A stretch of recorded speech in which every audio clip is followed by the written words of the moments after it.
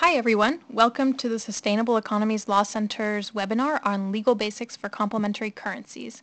I'm Janelle Orsi, and I'm going to be talking through a variety of legal issues that you'll probably want to know about if you're thinking about creating some sort of complementary currency, whether it's a print currency or a virtual currency or something else. So this video is also designed to be followed up by a live chat that is going to happen on August 6th at 11 a.m. Pacific time, and the chat is an opportunity for people who watch the video to come and discuss various issues and ask questions. So you can go to the Sustainable Economies Law Center's website for information on signing up for that chat session. So we might leave this video up online, meaning you'll watch it after this webinar has taken place, but just as a disclaimer, we recorded this in July of 2004, and it's very, very possible that the laws will change very fast. So don't assume that this is the most up-to-date information. And there's also a lot of legal gray areas, and so even if the laws don't change, the interpretation of them might change, and so just be aware that this is a really fluid area of law. So, and just so you know, we made another video on legal issues for time banks and barter exchanges, and there are overlapping legal issues. So if you really want to dig deeply into all of this, I suggest that you watch that video also. Okay, so I guess starting with a major legal issue that some currencies can face is periodically you will find laws that just outright ban the creation of a complementary currency or alternative currency. These laws have not really been enforced for a very long time, at least in the United States. I've heard rumors that these types of old laws have been enforced in places like Germany recently, but I don't have confirmation of that. But the laws are on the books, and that's really important. And if you live in a state that has a law that specifically prohibits currencies, then you should probably be careful, and more importantly, you should try to get that law repealed. And here's the good news, is that if you do find any such laws on the books, you can probably ask a legislator to bring some legislation to repeal it, and you probably wouldn't get that much, it wouldn't create that much controversy, there wouldn't be that much opposition, or at least that's what we found in California, because we just passed a law that basically repealed this very old section of the law that prohibited currencies, and this was a law that was part of California's original constitution, adopted during the gold rush, and probably very reflective of the time and sort of the chaotic nature of people coming and pulling gold out of the hills and making coins out of it and so on. But the law really had no utility at this point in history, and legislators recognized that, and there was almost no opposition to this bill that just repealed this area of law. It's interesting to note that this area of law was in California's Corporations Code, which is kind of a strange place to find it, which is why, for the most part, we weren't even aware that this law existed until a few years ago. My colleague Jenny Casson was just reading the Corporations Code and came across it. And so you should actually look in your state laws and just see if there is anything like this, and be aware that you might find it in a strange place. But the three states where I know that there are laws that are outlawing currencies, one is Massachusetts, and I've put the law up here. A couple things to notice are it's illegal to both issue and pass something that is a complementary currency. And I think that word pass might mean if you're just using the currency. So sometimes I worry about the organizations and the people who are creating the currencies, but in some cases we probably also want to worry about the people who are using them. You can tell that this is a really old law, as noted by the reference to the British provinces, and the fact that you'll only be fined $50 if you violate this law, which was probably big trouble way back when, but yeah, maybe not something to worry about as much now. Nevertheless, I think it's just important to get this law off of the books in case somebody does decide that it's important to enforce it, or they use it to harass some community currencies groups. Here's Virginia's law. This one just talks about the issuance of the currency. And then something to notice in all of these laws is that it's only illegal if you intend for the item to circulate as currency. So that's going to bring up the question of what does it mean to circulate as currency, which I'll talk about in a minute. In Arkansas, it's illegal to create something that'll circulate as a currency or be used as a medium of trade in lieu of money. And there could be a little difference there in what that means. So that's important. All of these definitions vary from place to place. And in any case, that there is a slight difference in Arkansas law that, who knows, it could be important. But again, none of these states have been enforcing these laws. So under federal law, there's nothing that I know of that explicitly says you can't create an alternative currency as a private individual. But there is a federal law that says you cannot create coins that are intended to circulate as currency. In any case, the law applies not only to coins that look like coins of the United States, but also ones of original design. So it's not enough that you just make a coin that looks really different from U.S. coins.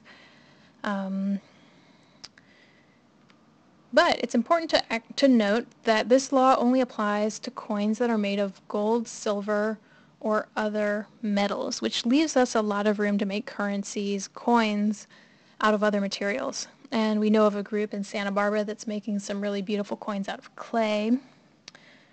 And this gave me a nice reminder of 1980s television when I suddenly remembered that Alf said that on his planet, lint was the valuable currency. So anything's possible. One important piece of U.S. history is that at some point, the creation of coins or tokens was really common.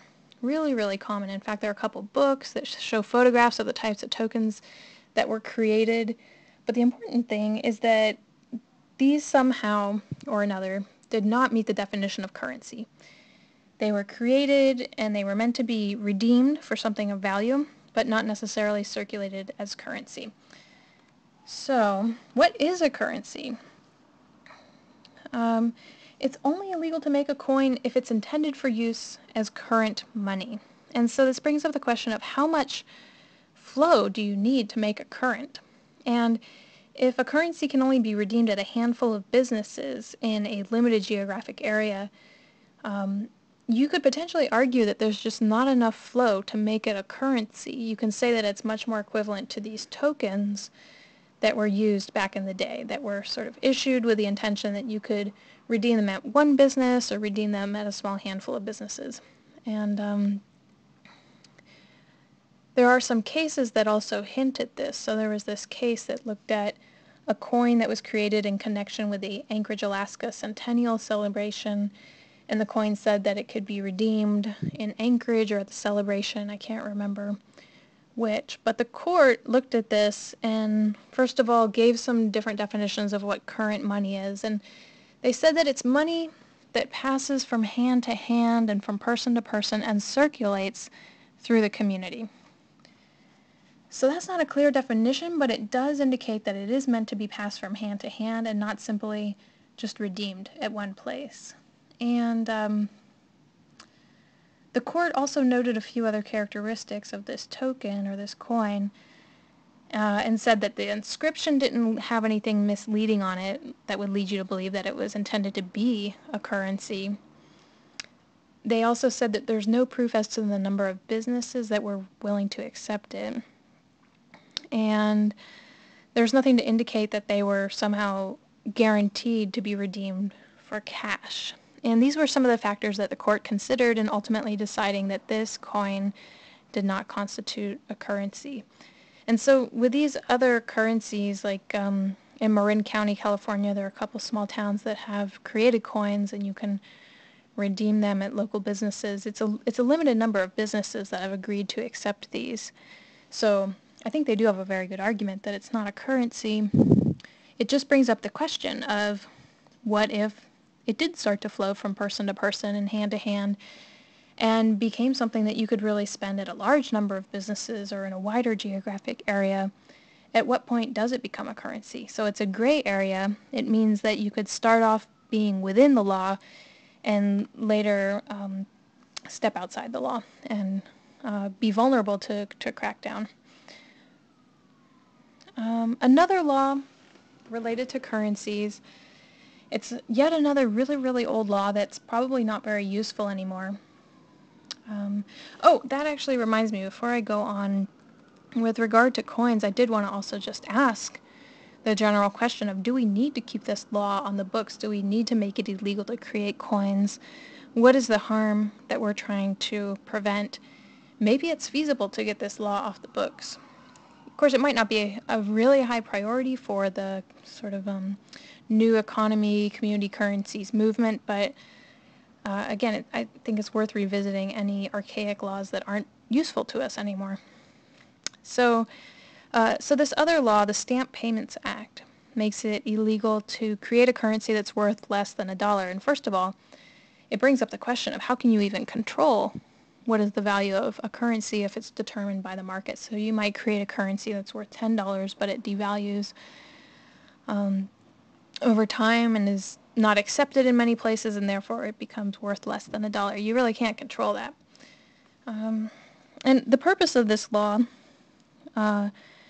does come out of a very different time where people were prone to hoarding their coins because coins are made out of valuable metal, and then they would create other kinds of stamps or tickets or script that they would use in lieu of the coins so that they wouldn't actually have to use the coins. And so this is not really an issue anymore. I think a lot of coins are just considered to be more of a nuisance than anything else. It brings up the question, though, I mean, there are definitely currencies that are or have violated this law. For a while there was this currency on Facebook. I don't know if it still exists, but I believe you can buy the currency for 10 cents, or it was valued at 10 cents, so that perhaps was in violation of the Stamp Payments Act. And it brings up the question of, can we ever use a local currency to buy something kind of small, like an apple? And I would hope that we could. And so if we're up there in Washington, D.C. trying to change a few laws, we might as well get this one off the books. Other laws related to currencies, it is illegal to make something that looks similar to the US dollar, and people probably already know this. So a lot of community currencies have sought to differentiate themselves by trying to really look different than the US dollar, using colorful graphics, calling it something other than dollar, writing something on the bill that explicitly says this is not a US dollar, or making the size or shape different. So Burlington Bread was a currency that was kind of large in size. I guess maybe one of the reasons why it didn't continue or gain a whole lot of traction was that it didn't fit in people's wallets because it was too large. That's what I have heard. But it was a good attempt on their part to make absolutely sure that nobody was going to mistake this for a US dollar, or that they weren't going to be accused of counterfeit or forgery. But all these little things about not calling it a dollar, I mean, even if you do call it a dollar, that's okay. Just do as much as you can to make sure that people know that it is not a US dollar, since dollar is the name of a currency. It is the name of our national currency.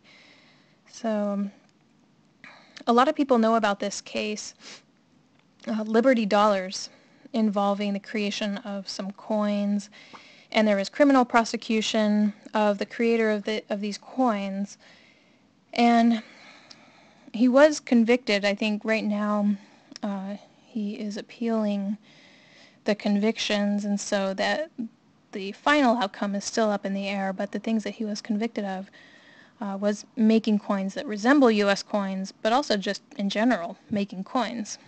And I think he does potentially face a lot of prison time. It's hard to say how that's all going to turn out, but an important thing to note about this particular currency is there were a lot of things that did make it resemble U.S. dollars, including the actual use of the dollar sign. So I would discourage people from using that dollar sign in connection with any complementary currency, because that sign really is a symbol of the national currency. These Liberty dollars also, of course, they were called dollars. They had other words that made it look like it was U.S. Legal tender, like USA, and then they used liberty. They said trust in God instead of in God we trust.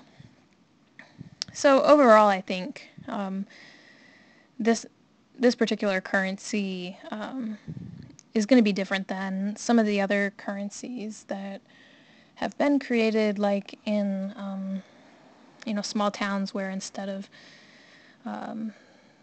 the Lady Liberty, they put a bicycle, or they put a snail on the currency or something like that, and then they don't call it a dollar. But in any case, anything you can do to differentiate it is good. So it's also illegal to deface or materially alter the dollar. There are a couple things that people do which kind of walk a fine line there. One is putting stamps on money.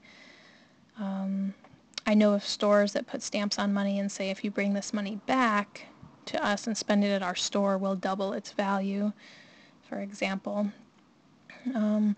Bernal bucks is a community currency in a neighborhood in San Francisco, and one of the things they originally did was put a sticker on $10 bills, and the use of that $10 bill with a sticker on it gave you additional value when you spent it at neighborhood stores. And they did some research and found that if the sticker had a certain type of glue on it that made it really easy to peel off, then it would probably pass legal muster. So the law says you don't want to do anything to the dollar that's going to make it hard to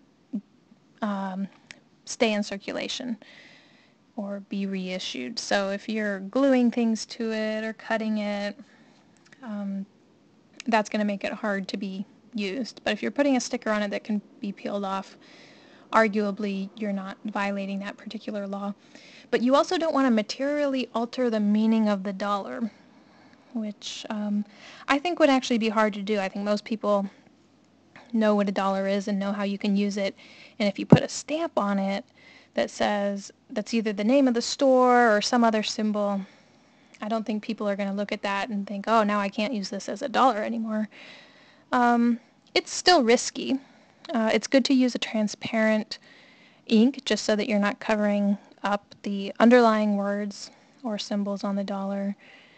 And it's also good to use words that don't seem to indicate that the money is now out of circulation or something like that. But overall, I think the sticker option was a good solution, probably a safer solution. So in the U.S. Constitution, there is a little information about the creation of currencies. It says that no state shall coin money or emit bills of credit.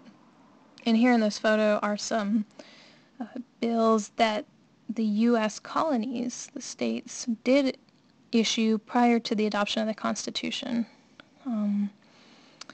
So this was very common, and then the Constitution came along and gave Congress that ability to issue dollars and then took it away from states, which is too bad because then we lose these really cute old bills that also include the spelling of Massachusetts as Massachusetts.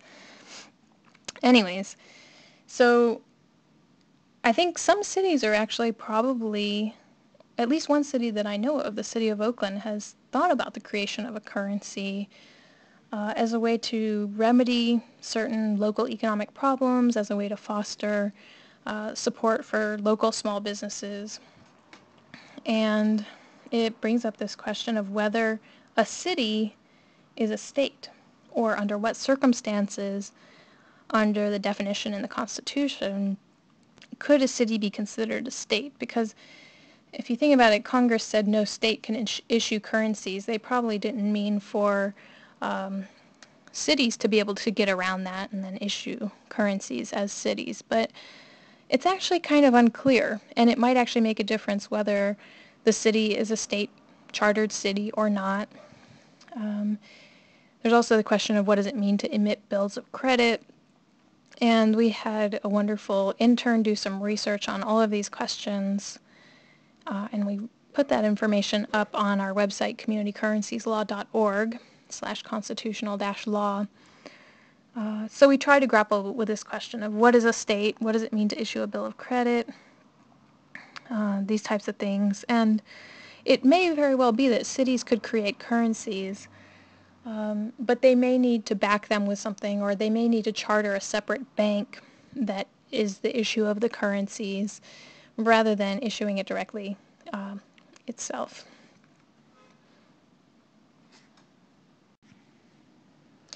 Okay, a lot of people have been asking what are the legal implications of paying people, and specifically paying employees, in something other than dollars, such as a local currency. And this has happened in history. My understanding is that in Wargel, Austria, that businesses in the city were paying employees using this currency that they created.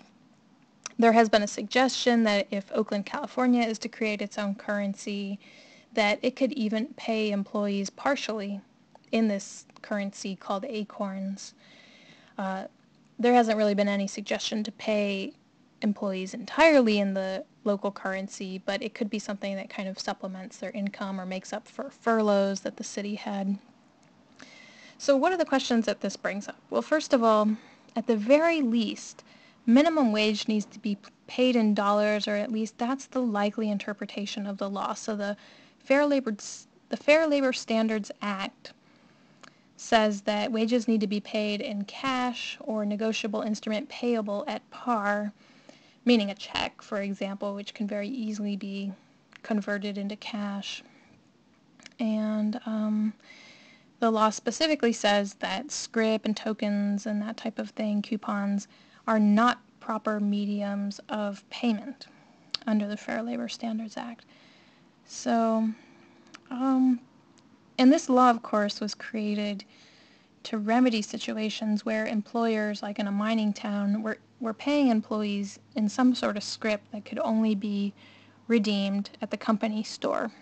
So that is considered to be exploitative, and it's really good that we have this law, but it does bring up the question of, well, if you have alternative currencies that are not just redeemable at the company store, but throughout a community, can you use that and call it cash? And so I would try to argue, maybe not successfully, but we can always try to make these arguments, that if a local currency or any other kind of complementary currency reaches a particularly high level of circulation, meaning that it can be redeemed in a lot of places, then maybe it should be considered, or maybe it should meet the definition of cash under the law, under the Fair Labor Standards Act.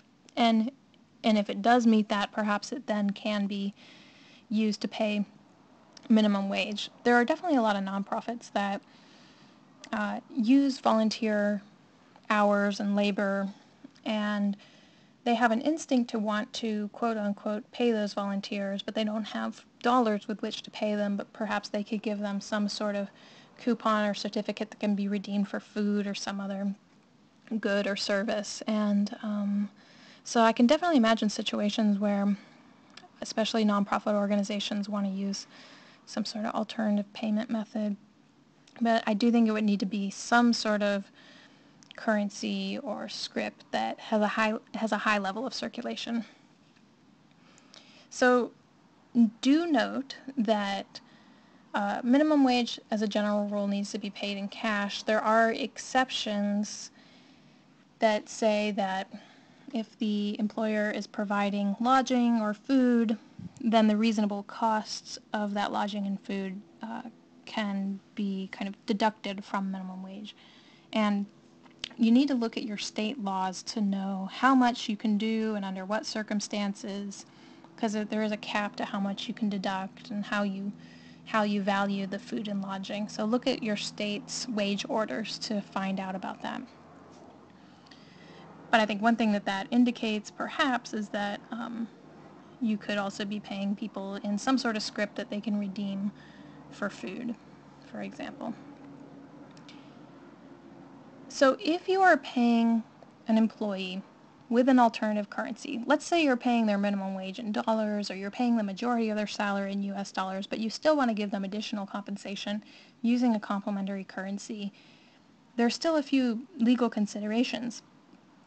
One of them is if you need to pay overtime to that employee, you do need to calculate in the value of that currency in determining their overtime rate. So if an overtime rate is time and a half, you need to add up the dollars, the complementary currency, and multiply that by 150%. What is not clear is whether the overtime pay can also be paid in that alternative currency. And same goes for determining the rate of payroll taxes and withholding. So employers are required to withhold payroll taxes for things like Medicare and Social Security. They have to pay them in dollars. And so even if you're paying an employee 10 US dollars per hour plus 10 local currency dollars per hour, you're going to need to be withholding on the basis of $20 and paying that in US dollars. One little side note is that paying employees with de minimis fringe benefits are not considered to be taxable, or they're not factored in with regard to overtime. And so de minimis fringe benefits, the IRS somewhere, I think, has a list of what those things are. But an example is buying donuts for your employees. It's de minimis means it's so small it's barely worth counting. Of course, you can imagine there are gray areas because certain benefits that employers provide could be so valuable or larger than de minimis such that you would need to count them as taxable income. And now, a little bit about tax. So tax is a very complicated subject, and I can't do it justice, but I can share a few thoughts and a few things that are going to be helpful, I think. So first thing is that the IRS recently wrote a notice. They provided a public notice in the form of a FAQ answering some questions about the tax treatment of virtual currencies. Now, what is a virtual currency? I think that's still a bit unclear, and it's actually something I'm going to address in the second part or second half of this webinar.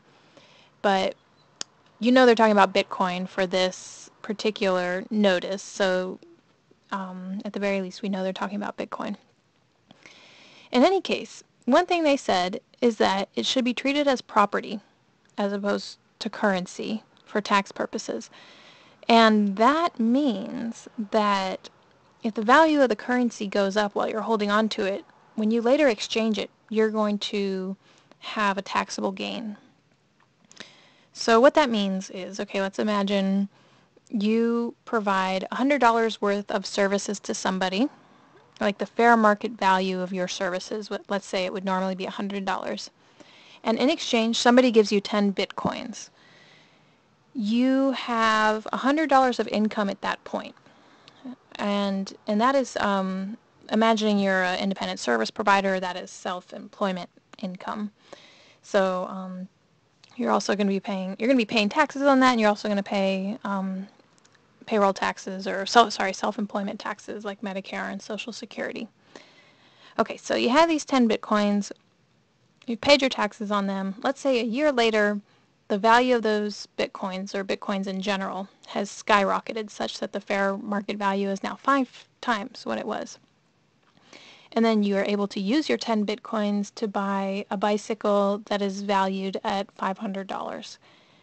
So what you have now is another gain, another taxable gain, because your basis in those Bitcoins was $100. That's kind of the value that you provided in order to receive them.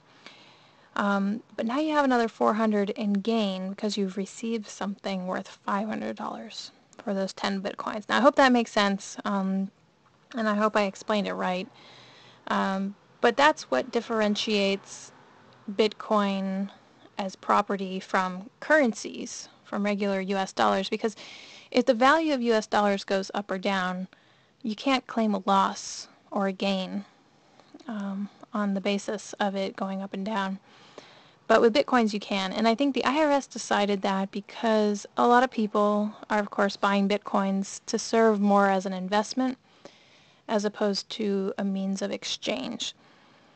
But you have to, I guess, it's important to acknowledge that this is going to be a little bit weird if it applies to every type of currency, and potentially a bit of an administrative hassle or even a nightmare.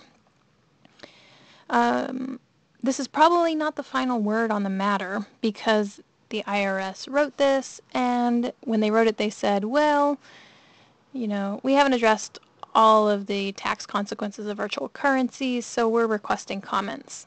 I think that right now they are still requesting comments, and ideally, and hopefully, a lot of people are writing in and giving suggestions about how currencies and virtual currencies should be treated for tax purposes. But one thing to note is that that particular notice did not apply to print currencies. It applied to virtual currencies. So in the communities where there are local currencies that have a print form, you probably wouldn't assume that they are property. You would probably treat them as currency. At least I think that's probably the safest assumption. But of course, this is not legal advice. Don't necessarily rely on anything that I'm saying. But that's how I think it would go. But this idea that some virtual currencies are property is interesting in the sense that it brings up the question of whether a state would consider them to be property for the purpose of sales tax. So if you pay $100 and receive 10 bitcoins, do you also need to pay sales tax on the receipt or the value of those bitcoins? Because in theory they are property and you pay sales tax when you buy things and goods. Generally speaking, money is not subject to sales tax. Here's a little thing from the California regulations on sales tax, which calls attention to the difference, which is that if you buy coins or exchange money, dollars for other coins, and your intention is to use them solely as a medium of exchange, then it's not subject to tax. But if you buy coins with the intention of making them a collector's item or holding them as an investment, then it is subject to tax. As you can imagine, there can be gray areas. I was thinking that, let's say a small community wants to create a coin to encourage support of local businesses, and they don't want to break that federal law that says you can't create private coinage or you can't put into circulation coins that are intended to act as a currency. Maybe one thing they could do is just charge sales tax when they receive dollars in exchange for those coins, because if they're charging sales tax, it is kind of like saying, this is not meant to be a currency, it's meant to be a collector's item. Yeah, I don't know. Just speculating here. I think it's all still, I think, a work in progress, how the tax consequences of all these different currencies is going to play out. In Canada, there is a regulation that I came across that clarifies that gift certificates are not meant to be considered property, so you're not going to pay sales tax. If you're buying a gift certificate, you're not going to pay sales tax on it as if it were a thing. It is kind of treated like money. And in general, currencies, especially print currencies, they're very analogous to gift certificates. Now, of course, this is Canada, not the U.S. In general, I'm just looking for clues about how different regulators treat currencies for tax purposes, and I think we're all still going to be piecing it together. Okay, so I'm going to break this webinar into two different parts, and the second part is going to talk about a lot of different laws that apply to the entities that are administering a currency, and money transmission laws, anti-money laundering laws, consumer protection laws. These are all coming up as being highly relevant to any organization that manages a currency, but it's not 100% clear how they apply. It's probably a very rapidly changing area of law, but I'm going to do my best to summarize what I understand about it, and that'll be in part 2 of this webinar, and I'll put the link to that video in the notes section on the YouTube page for this video. And there's the Sustainable Economies Law Center's website and our legal resource library, communitycurrencieslaw.org, where we have a lot of other resources on all of these topics.